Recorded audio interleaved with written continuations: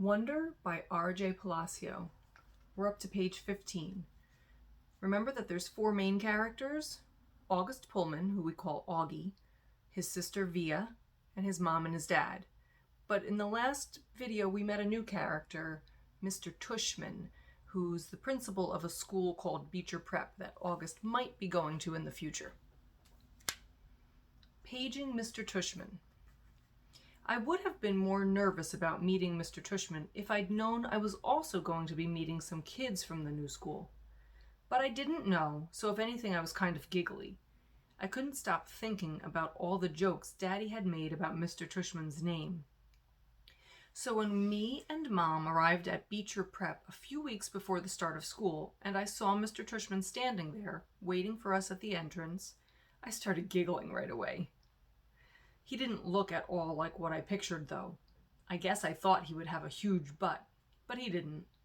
In fact, he was a pretty normal guy, tall and thin, old but not really old. He seemed nice. He shook my mom's hand first. "Hi, Mr. Tushman, it's so nice to see you again," said Mom. "This is my son, August." Mr. Tushman looked right at me and smiled and nodded. He put his hand out for me to shake. "Hi, August," he said, totally normally. "It's a pleasure to meet you." "Hi," I mumbled, dropping my hand into his hand while I looked down at his feet. He was wearing red Adidas. "So," he said, kneeling down in front of me so I couldn't look at his sneakers but had to look at his face, "your mom and dad have told me a lot about you." "Like what have they told you?" I asked. "Sorry?" "Honey, you have to speak up," said Mom. "Like what?" I asked, trying not to mumble. I admit I have a bad habit of mumbling. "Well, that you like to read," said Mr. Tushman, "and that you're a great artist." He had blue eyes and white eyelashes. "And you're into science, right?" "Uh-huh," I said, nodding. "We have a couple of great science electives at Beecher," he said.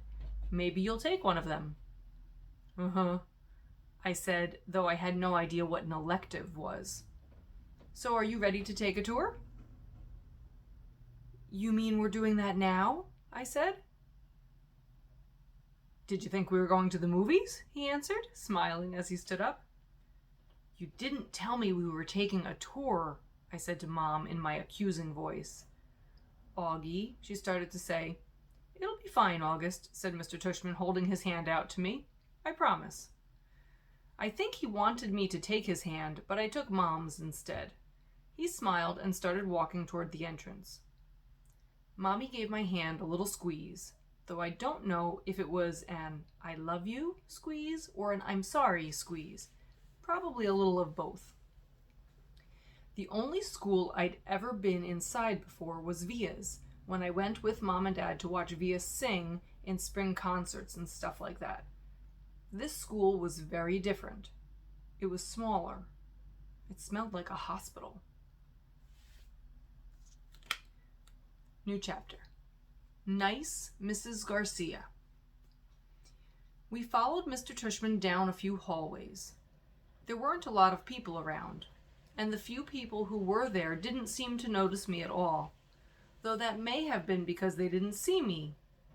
I sort of hid behind Mom as I walked. I know that sounds kind of babyish of me, but I wasn't feeling very brave right then. We ended up in a small room with the words, "Office of the Middle School Director" on the door. Inside there was a desk with a nice-seeming lady sitting behind it. "This is Mrs. Garcia," said Mr. Tushman, and the lady smiled at Mom and took off her glasses and got up out of her chair. My mother shook her hand and said, "Isabel Pullman, nice to meet you." "And this is August," Mr. Tushman said. Mom kind of stepped to the side a bit so I would move forward. Then that thing happened that I've seen happen a million times before. When I looked up at her, Mrs. Garcia's eyes dropped for a second. It was so fast that no one else would have noticed, since the rest of her face stayed exactly the same. She was smiling a really shiny smile. "Such a pleasure to meet you, August," she said, holding out her hand for me to shake. "Hi," I said quietly, giving her my hand, but I didn't want to look at her face, so I kept staring at her glasses, which hung from a chain around her neck. "Wow, what a firm grip," said Mrs. Garcia. Her hand was really warm. "The kid's got a killer handshake," Mr. Tushman agreed, and everyone laughed above my head. "You can call me Mrs. G," Mrs. Garcia said. I think she was talking to me, but I was looking at all the stuff on her desk now. "That's what everyone calls me. Mrs. G, I forgot my combination. Mrs. G, I need a late pass. Mrs. G, I want to change my elective." "Mrs. G's actually the one who runs the place," said Mr. Tushman, which made all the grown-ups laugh again. "I'm here every morning by 7:30, Mrs. Garcia continued, still looking at me while I stared at her brown sandals with small purple flowers on the buckles. "So if you ever need anything, August, I'm the one to ask, and you can ask me anything." "Okay," I mumbled. "Oh, look at that cute baby," Mom said, pointing to the photographs on Mrs. Garcia's bulletin board. "Is he yours?" "No, my goodness," said Mrs. Garcia, smiling a big smile now that was totally different from her shiny smile. "You've just made my day. He's my grandson." "What a cutie," said Mom, shaking her head.